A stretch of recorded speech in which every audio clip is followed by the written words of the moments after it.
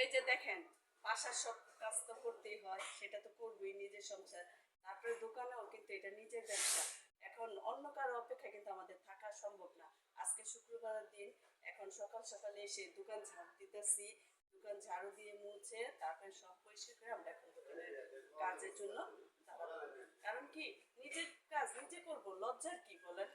ব্যবসাটা ব্যবসা প্রতিষ্ঠান যদি সুন্দর করে নিজেরটা নিজে পরিষ্কার না রাখি, তাহলে কি অন্য কেউ সবসময় করে দিবে? আমার দোকানে কোনো কর্মচারী নেই, আমরা দুইজন হাজব্যান্ড ওয়াইফ দুইজনে মিলেই দোকানের সমস্ত কাজ করি। আর এই কথাটা বলতে আমার কোনো লজ্জা নেই। আমরা নিজের দোকান নিজে পরিষ্কার করি, নিজের দোকানে সব কাজ করি।